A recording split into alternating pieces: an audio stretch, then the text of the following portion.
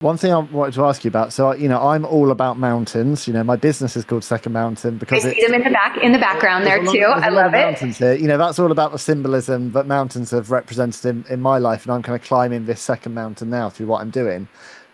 When I listened, so doing my research, I listened to this wonderful conversation that you recorded with your former OC co-star Rachel Bilson and Olivia Allen on their Broad Ideas pod. I'm going to put the notes in the show notes here because that was a fantastic conversation. But that's also one of my go-to podcasts. I don't listen to many podcasts these days. It's a problem with making podcasts, but I think those two are wonderful. Um, but you said something on there that really struck a chord with me. You said you are a match for your mountain. Mm. What did you mean by that, Autumn? That God is never going to give you something that you can't handle. And that was a big turning point for me. I went through a really difficult divorce in my 30s. When I was like 33, 34, 35, everything in my life really shifted. And I was approaching it at first like, why is this happening? I didn't do anything to deserve this. This is from the victim standpoint, which is also important to let that part of ourselves have that experience. But everything shifted for me when I realized that what my guides kept saying is you're in boot camp. This is boot camp. And where I'm standing now, 10 years later, I'm like, oh, I get it. I get it. You guys are good. You're really smart. But in that moment, I was like, this, Yeah. no, I hate this. I'm so angry about it. And everything didn't shift until I was able to release the resistance and say yes to it.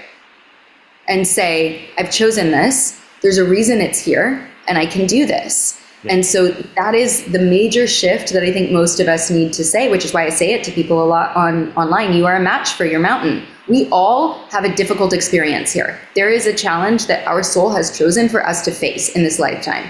Some of us choose never to face it, right? We're like this the whole life. But that pressure builds up, and we could talk about that more. But most of us, it's there's a significant challenge, whether it's a health challenge, whether it's death, whether it's poverty. There's a significant challenge that is in most people's lives.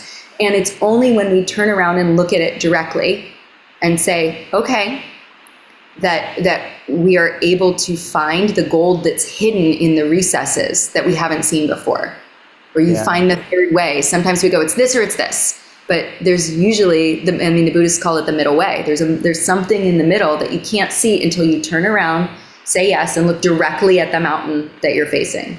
Yeah, and I think 30s, you're certainly not alone in someone who's, really struggled through the 30s. That's a tough decade. So many people, I turned 40 this year and I wanted to be like, oh man, I'm getting old.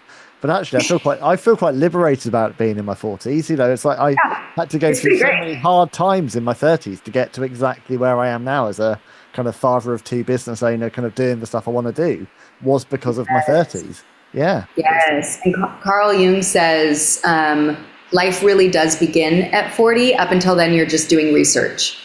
I love that. Yeah. Well, there you go. Good. Here's to beginnings then. Exactly.